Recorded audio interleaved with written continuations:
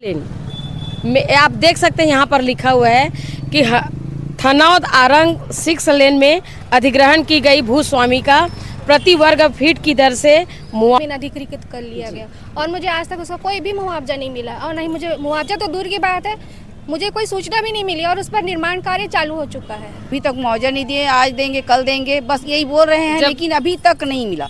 छोटा सा पर्ची भी नहीं दिए हैं अभी तक। छत्तीसगढ़ महाकाली की शासन प्रशासन होश में कर रही है यहाँ की, है ना। वो हमको उचित मुआवजा जल्द से जल्द दिलाए, नहीं तो हमारे जितने 85 परिवार फिलहाल में हैं वो सबके सब प्रशासन से तंग आकर आत्मदाह करने को मजबूर हो जाएंगे। तो भाई बताया कि मौत के सिवाय ठीक है, मैं आ रही हूँ। मौत के सिवाय मतलब मौत के सिवाय हमारे पास और कोई रास्ता नहीं है। तो हमारी एक प्रक्रिया है कि आज हम लोग अंतिम आवेदन। नमस्कार, आप देख रहे हैं वीएलसी न्यूज और आप इस वक्त सुन रहे हैं कि भारत माता की जय हो। मुआवजा की बात हो रही है, कौन से मुआवजा को लेकर इन लोग यहाँ पर पहुँचे हुए हैं। और जिस तरह से भारत माला परियोजना जो है थनद और आरंग से 6 लेन में आप देख सकते हैं यहाँ पर लिखा हुआ है कि थनौद आरंग 6 लेन में अधिग्रहण की गई भूस्वामी का प्रति वर्ग फीट की दर से मुआवजा प्रशासन द्वारा पहले दिया जाए। इन मांगों को लेकर जो है, जो जमीन के मालिक है वो यहाँ पर दुर्ग कलेक्ट्रेट पहुँचे हुए हैं। और आप देख सकते हैं भारी गुस्सा में एक समय था, इन्हीं किसानों को कहा जाता था जय जवान जय किसान। अगर किसान ही इस परिस्थिति में अगर धरने पर उतर आ जाए, अगर यही किसान सड़क की लड़ाई लड़ने पर आ जाए तो शासन और प्रशासन को इस बात पर गहरी चिंतन करनी पड़ेगी। आज देख सकते हैं महिलाएं भी यहाँ पर मौजूद है, पुरुष भी यहाँ पर पहुँचे हैं। किसी को इतना समय नहीं होता, खासकर किसानों को, कि किसानी के समय में वो किसानी को छोड़कर इस तरह से दुर्ग के कलेक्टेड अपने ही कार्यों के लिए, अपने मुआवजों के लिए जो है दर बदर भटक रहे हैं। कई महीनों से इन लोगों की लड़ाई जारी है। इनको मिलता है तो सिर्फ आश्वासन। क्या आश्वासन के दम पर जिंदगी चल पाएगा या किसान इस तरह से अपनी लड़ाई ऐसे ही लड़ते रहेंगे और प्रशासन जो उनको फिर से एक बार देगी तारीख। तो आइए जानते हैं इसी सारी बातों को। कहाँ से आए हैं बहन जी? मैडम मैं रिसाली सेक्टर, मेरा जो ज़मीन है धनोरा में है जी। मैंने 2012 में वो ज़मीन लिया था जी। और शासन ने भारत माला प्रोजेक्ट में वो मेरी ज़मीन अधिकृत कर लिया गया और मुझे आज तक उसका कोई भी मुआवजा नहीं मिला और नहीं मुझे मुआवजा तो दूर की बात है, मुझे कोई सूचना भी नहीं मिली और उस पर निर्माण कार्य चालू हो चुका है। अच्छा, किसी प्रकार से कोई सूचना नहीं? कोई सूचना नहीं मैडम। तो अभी आप क्या चाह रहे हैं? मैं चाहती हूँ मुझे मेरी ज़मीन का उचित मुआवजा मिले, है ना, ताकि मैं भविष्य में कुछ कर सकूँ। मेरे छोटे छोटे बच्चे, बताइए मैं कहाँ जाऊँ? मैंने उसको कर्जा लेके उसको ज़मीन को लिया था, बताइए, है ना। कितना बड़ा था आपका ज़मीन? मेरा 3000 स्क्वायर फीट है। 3000 स्क्वायर फीट बिना आपके बताए, बिना आपके अनुमति के आपके ज़मीन को अधिग्रहण कर? जी जी जी जी। मैडम आप कहाँ से हैं? रिसाली सेक्टर से जी। आप बताएं।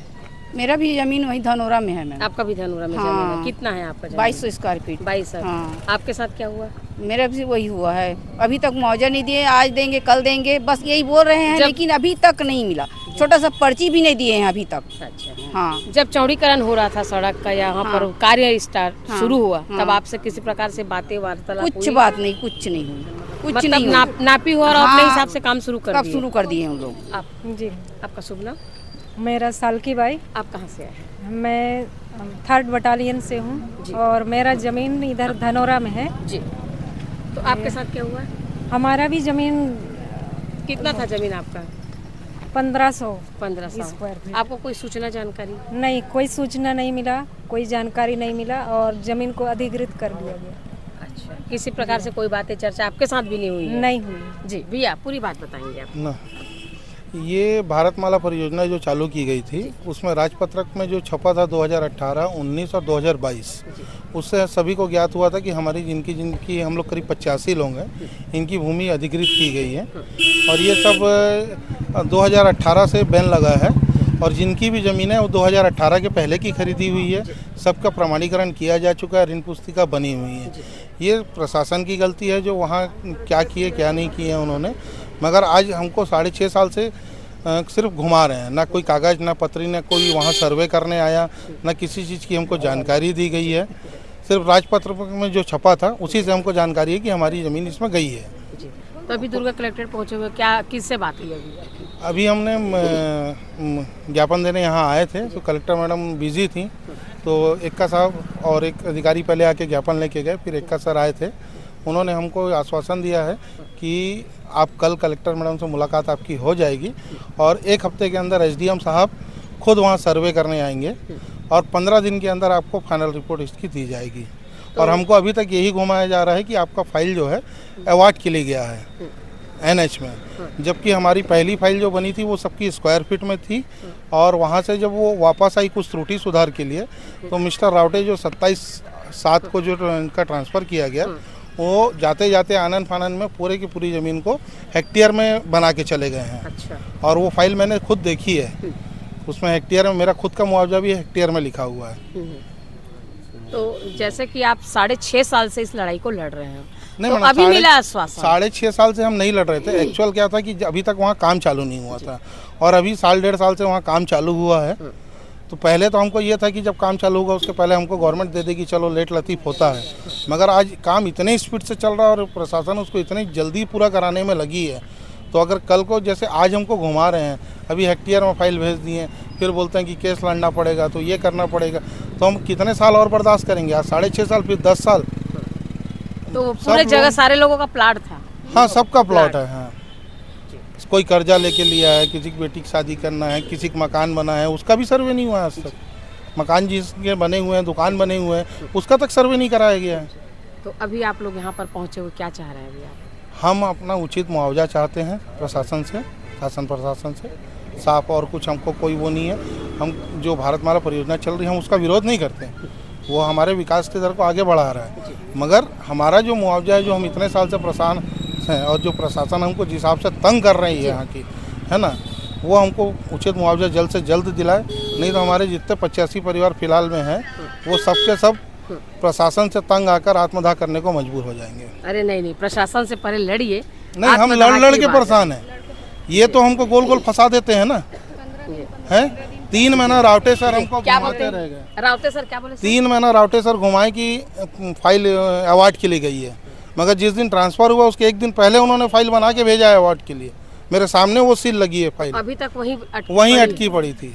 इस टाइप से तो यहाँ प्रशासन कर रहा है हमारे साथ। जी, आप 15 दिन कुछ बोल रहे थे? हाँ मैडम, जब भी हम इनसे अधिकारियों से मिलने आए तो हमको बस यही आश्वासन दिया जाए, बस हम 15 दिन के बाद आपको बताते, बस हमेशा ये सुनने। आज भी हमारे अभी बातें हुई ना, तारीख। हाँ, बस तारीख पे तारीख, पता नहीं इनकी तारीख। आप कुछ कहना चाह रहे हैं? हाँ, मैं रोहित साहू बोरसी का निवासी हूँ और मेरा ज़मीन हनोदा में है। हम लोग लगातार प्रयास कर रहे हैं तो कि हमें मुआवजा जल्दी से जल्द मिले, लेकिन यहाँ SDM में उसके बाबू जो बैठते हैं अपराहित जी, वो सीधा एक ही लाइन में बोले कि हम लोग अपना काम करके हम लोग ऊपर कागज़ भेज दिए हैं, आपका लिस्ट सूची जो भी है भेज दिए हैं। अब हम कुछ नहीं बता सकते, वहाँ से जब तक जानकारी नहीं आएगा कुछ नहीं बता सकते। तो हम लोग SDM साहब के पास गए, हमारे अभी पिंटू चोपड़ा जी जो बताए उसके माध्यम से हम लोग गए, तो वहाँ फाइल खोल के देखे तो हमारा मुआवजे के लिए जो प्रोसीजर है वो फाइल गया नहीं था और वहाँ हमको सिर्फ बोले थे पहुँच गए। हाँ, पहुँच गया, नहीं पहुँचा था।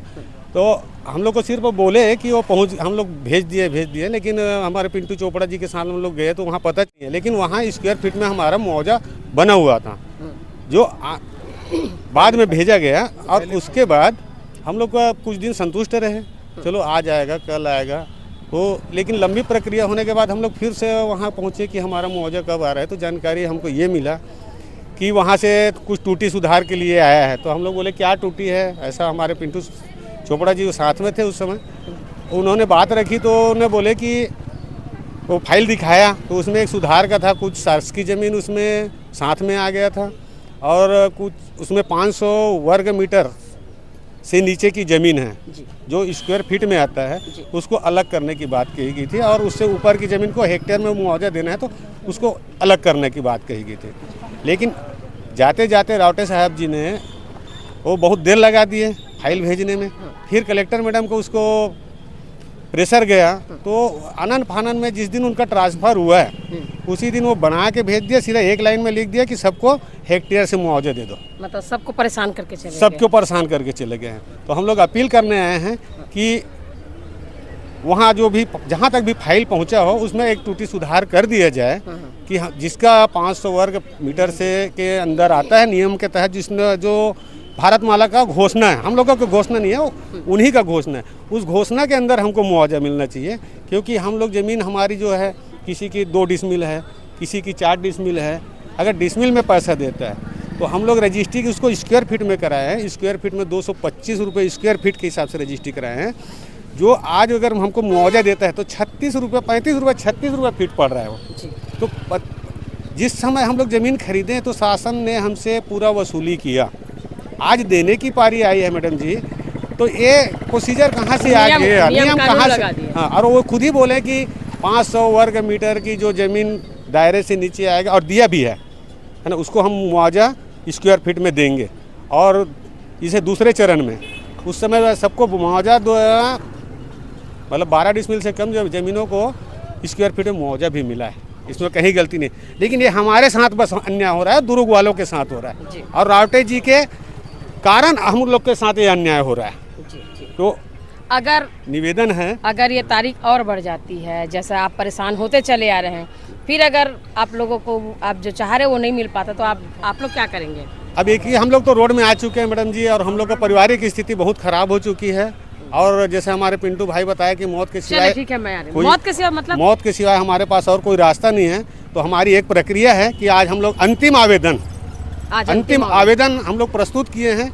उस आवेदन पर अगर कार्यवाही नहीं होगा तो हम इसके बाद सीधा अनशन में बैठेंगे। उसके बाद भी अगर नहीं सुनता है तो लोगों को अपील करेंगे हमें साथ देने के लिए। अन्य जो हमारे किसान मोर्चा है, अन्य जो भी यहाँ सामाजिक संगठन है, उनको अपील करेंगे कि हमें सहयोग करें, और हम लोग अनशन पे बैठेंगे। ये हम लोग की धारणा है। अगर उसमें भी नहीं सुनता है तो हम यही मर जाएंगे, खप जाएंगे, और वो ज़मीन वो रख ले सरकार। हम लोग का ज़मीन अगर हड़पने की उनकी मंशा होगी तो। मेरा नाम रोहित साहू। क्या कहें मैडम, 6 साल से तो हम इंतज़ार कर रहे हैं। भारतमाला योजना सड़क थनौत से आरंग तक के लिए निकली है ना, जो दुर्ग जिला से है। तो उसमें हम किसानों की, भूस्वामियों की ज़मीन अधिग्रहण की गई है, और अधिग्रहण मतलब भूमि अधिग्रहण के कुछ नियम हैं, उसको तो शासन बिल्कुल ताक पे रख दिया है।